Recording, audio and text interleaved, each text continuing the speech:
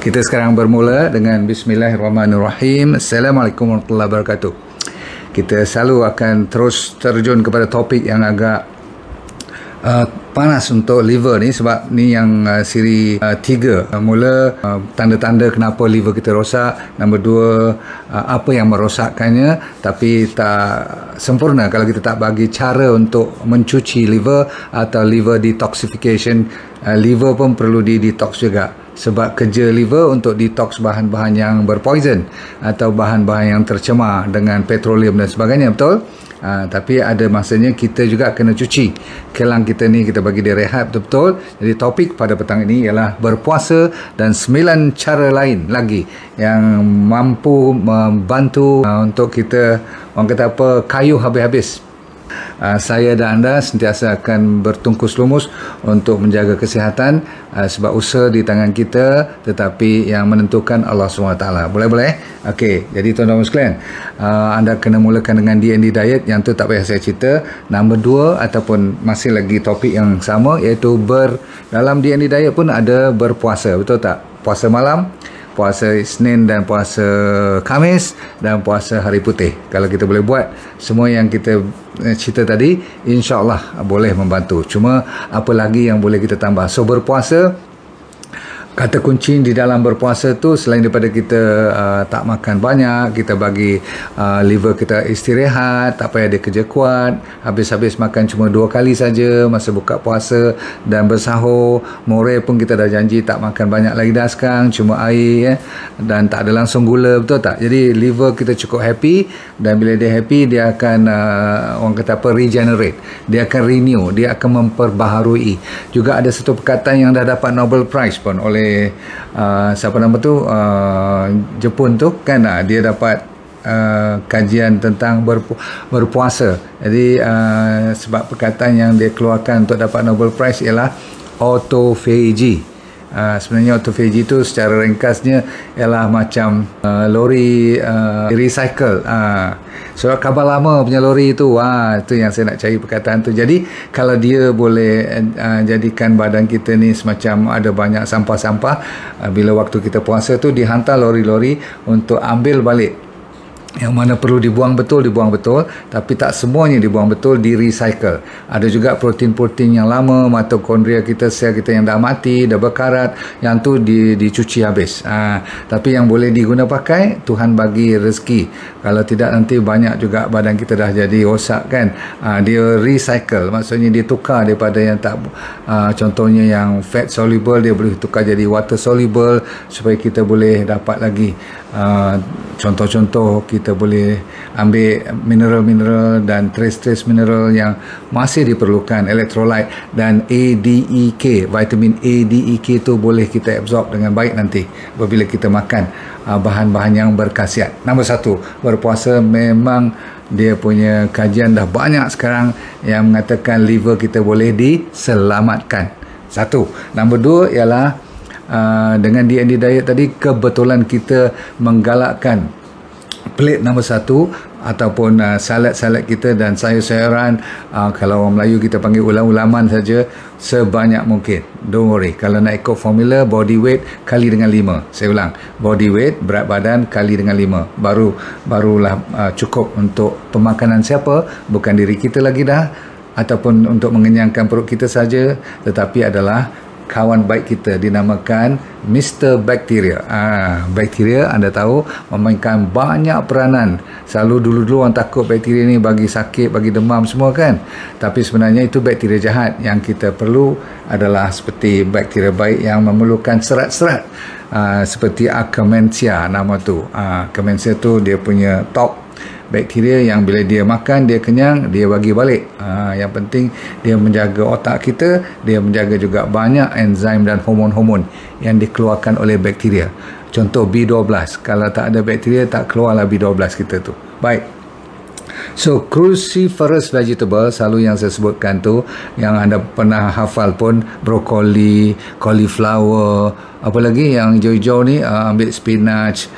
Cuma berhati-hati kalau spinach tu, kalau siapa yang ada kidney stone ataupun ada masalah-masalah gout semua tu, hati-hati sikit, sebab kadang-kadang walaupun dia oxalate yang tinggi, tapi kadang-kadang dia kacau juga sendi-sendi kita tu.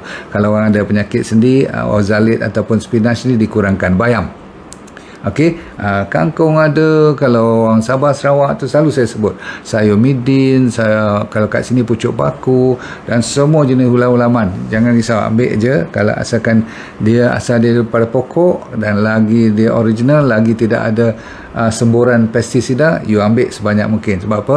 Kalau dah sembur dengan pestisida, walaupun nampak makan banyak buah, banyak sayur, tapi liver kena kerja kuat juga. Faham? Okey, so yang penting ialah seperti sauerkraut tu, selalu saya tunjuk kepada anda macam mana kita buat dengan gobis. Diletak garam berlapis-lapis tu dan ditekan biar airnya sedikit. Lepas tu nanti lepas 5 hari cuba you makan, tengok, oh sedap bukan main. Okay, so macam jeruk tu. Lepas tu ada apa lagi, sprout, Brussels sprout, ya, pernah tengok kan. Ada apa lagi, jenis-jenis seperti, kalau tak salah saya, kalau di negara-negara semacam Asia ni, you boleh ambil daun karapole, tahu, daun kari, daun salam, ataupun ambil seperti apa lagi, daun moringa pun boleh. Baik, seterusnya, tadi masa berpuasa saya lupa nak kata tentang gula. Dah cakap belum? Gula memang kalau you berhenti dan you tak ambil gula yang nampak dan tak nampak, ataupun yang masuk dalam paket-paket yang you tak rasa manis sangat tapi rasa sedap je tu, confirm dia mengganggu you punya liver. So kalau you berhenti tu, you memberi peluang liver tu hidup balik. Seterusnya, garlic. Garlic tu anda kena tahu dia banyak dengan sulfur. Apa-apa saja yang bahan yang banyak sulfur is very good untuk mencuci liver. Tadi saya lupa nak cerita, dalam green vegetable tadi banyak dengan orang panggil sulforaphane. Sulforaphane ni terkenal untuk menghidupkan kembali liver cell yang dah mula agak lemah. So garlic tadi saya kata apa, bawang putih jangan lupa, dia juga merupakan antibiotik yang ternatural. Yang paling natural antibiotik namanya garlic, sebab dia antibakteria, antifungus, apa lagi, antivirus pun, okay? Dan anti-inflammatory, antioksidan dan anti-cancer lagi. Jadi bawang putih ni jangan main lah, okay? Banyak khasiat dia, dan selalunya dia berpartner dengan kunyit, betul? Kunyit ada curcumin, anda semua dah tahu dia lawan radangan. Dalam liver yang dah penat, dia kadang-kadang meradang juga, maksudnya ada inflamasi, you boleh turunkan. Dia bagi repair, campur dengan puasa. Ya, ambil pula masa buka puasa tu ada kunyit lagi, bagus. Dan kunyit selalu datang dengan black pepper, boleh ingat? Okey, so repair dan renew. Okey, kat situ mitokondria, iaitu tempat pengeluaran tenaga sel-sel kita pun dapat orang kata legakan diri dan dia boleh berfungsi dengan baik. Dan tadi saya kata garlic boleh lawan kanser, turmeric pun boleh lawan kanser juga. Okey, seterusnya, yang ni famous lah, beetroot. Okey, beetroot ambil dengan beetnya sekali, dia punya buah, dan dengan sayurnya sekali, daunnya sekali. Yang ni bagus untuk mendetox liver, meningkatkan bile production. Bile kan, yang hijau tu, so kita kena biarkan bile tu, orang kata apa, lancar berjalan. Dia bukan saja banyak, tapi dia tak mau jadi pekat. Kalau pekat susah, nanti lekat-lekat pula, bahaya tu kalau tak jaga betul bile ni. Dan dia mengurangkan masalah fatty liver semua. Okey, yang penting kalau ada masalah fibrosis, ada masalah-masalah liver enzyme yang nampak tak cantik, bila you buat blood test kan, kadang-kadang you nampak macam tinggi je you punya apa tu, blood liver enzyme tu. Itu nak kena dibantu oleh makanan-makanan termasuk beetroot tadi. Okey, seterusnya yang paling popular untuk liver, nak cuci dia pakai atau makan mushroom. Mushroom ni memang best lah. Kalau you tahu, dia antara yang tertinggi ada glutathione. Glutathione ni famous, namanya pun orang kenal, tetapi yang penting tujuannya ialah melawan free radical. Maksudnya dia nak hilangkan benda-benda yang dah oxidize, tahu, yang dah berkarat tu. Okey, apa jenis mushroom pun boleh. Ada orang kata yang jenis oyster, ada setengah kata turkey tail, tak apa. Di design tu asalkan tak beracun, jaga baik mushroom, you boleh makan. Lepas tu yang buah yang famous, selalu saya kata apa, top fruits, ataupun selalu orang buat untuk masakan atau buat salad ni namanya avocado. Avocado ni memang one of the best, memang masih lagi bertahan. Dia punya takta dia top 2, top 3, always you akan dengar avocado akan datang balik. Lepas tu olive oil, kalau dapat extra virgin olive oil you boleh pakai, sebab minyak-minyak ni akan mendetoxkan liver, meningkatkan you punya enzim, bukan meningkatkan, maksudnya membetulkan liver enzim tu, dan mengurangkan masalah orang panggil insulin resistant dari sudut gula dalam badan kita. Dia membantu menurunkan masalah gula. Baik, kacang-kacang kalau you nak campur sikit, almond, Brazil nut bagus untuk dapat selenium nanti. Dan seterusnya, nombor 8 ialah lemon drink. Buat lemon, selalu kalau you tak boleh ingat hari ni, you tengok balik, saya ada pernah buat kat YouTube pun ada, namanya air lemon. Okey, berapa khasiat dia. Dan kita tutup cerita dengan kopi. Selalu bila liver, sebab ni kajian yang kebelakangan sekali, the latest. Kan saya kata dulu orang kopi tak boleh makan lah, tak boleh tulah semua, dengan syarat tidak ada susu, tidak ada apa, tidak ada gula. Kopi Okau, orang panggil apa, long black lah, you know, masalah-masalah ini nama macam-macam. Tapi bagi saya kopi Okau, yang kalau boleh ambil yang original, yang tidak banyak digoreng, masakan diproses. Takkan you boleh ambil daripada pokok biji dia terus buat kopi, tak. You kena ada bahasa yang digunakan untuk gorengan tu. Selalunya orang campur macam-macam nak bagi sedap kopi dia. Tapi kalau yang paling baik, tidak ada gula, tidak ada garam, tidak ada bahan, kadang-kadang mentega semua dia masuk dalam tu juga, kan. So tolong ambil yang original, se-organik mungkin. Rasanya lebih pahit sebenarnya, tapi itulah dia untuk menghilangkan masalah liver yang kalau berpenyakit pun, ataupun mengurangkan masalah cancer of the liver. Faham?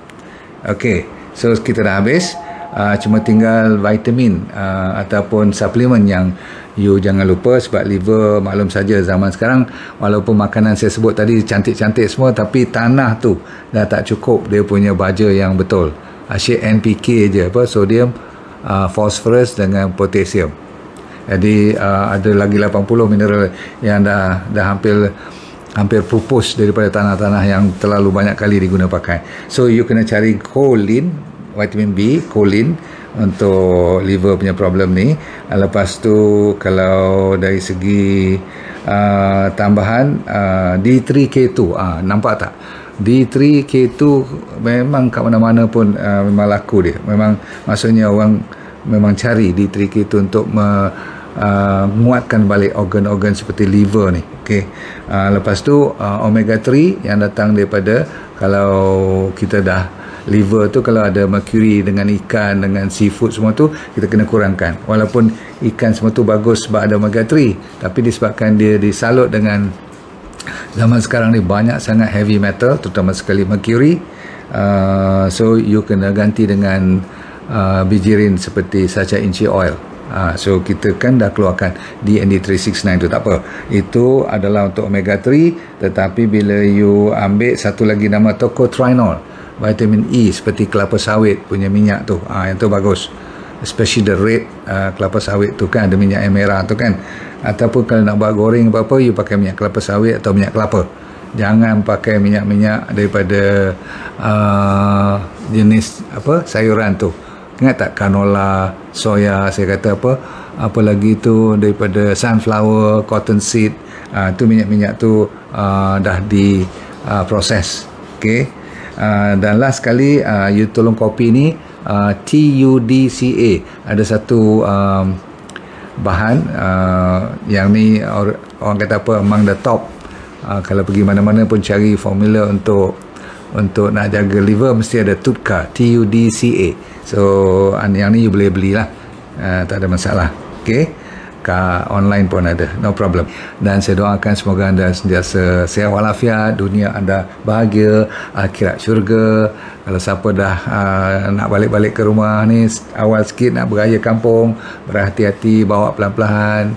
Saya tahu jam kiri kanan sekarang. Kalau sekarang lah, mungkin 2-3 hari lagi boleh lega sikit, saya tak tahu.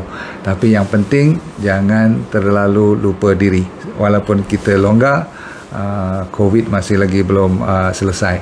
Betul-betul? Okay.